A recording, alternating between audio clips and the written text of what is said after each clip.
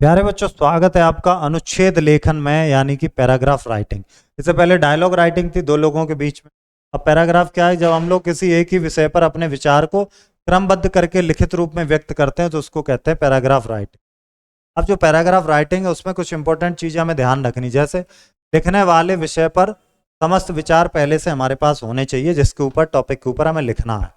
विचारों को क्रमबद्ध करके व्यवस्थित करना, वाक्य सरल, छोटे, स्पष्ट और प्रभावपूर्ण बनाना, भाषा में सूक्ति, मुहावरे आदि का प्रयोग करना, विषय के इर्द गिर्द ही बने रहना और आगे बढ़ना, यानी कि उसी टॉपिक के आसपास ही बताना।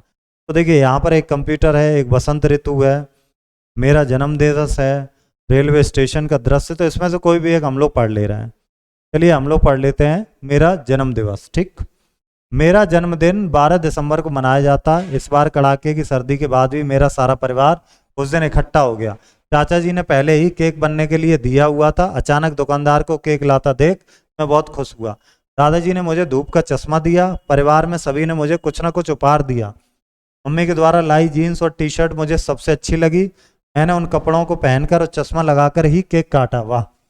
मैंने सभी को केक खिलाया और टॉफी भी बांटी। दादी जी ने कहा, अभी कोई नहीं जाएगा, सब खाना खाकर जाएंगे। हम बच्चों ने सबको खाना खिलाया। पूड़ी, सब्जी, हलवा और रायता वाला खाना सभी को बहुत अच्छा लगा। सभी को विदा करते हुए मैं सोच रहा था कि मेरे जन्म दिवस पर हम सब इसी प्रकार इकट्ठा होते रहें। कोई टॉपिक दिया, टॉपिक से रिलेटेड लिखना है। अब यहाँ पर क्या है, कुछ टॉपिक आपको दिए, इन टॉपिक पर आप लिखेंगे। जैसे होली का त्यौहार, देखिए अब त्यौहार वाला आप यहाँ कर चुके हो।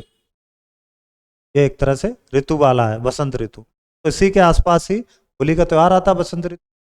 तो आप इसके बेस पर इसको पढ़ करके आप इसको बेहतर तरीके से लिखेंगे, क्योंकि आपके नोटबुक में लिखा जाएगा, यहाँ पर तो पॉसिबल नहीं है लिख पाना। तो हम लोग अगला अध्याय में पढ़ते हैं, अध्याय नंबर 19 को। ठीक है।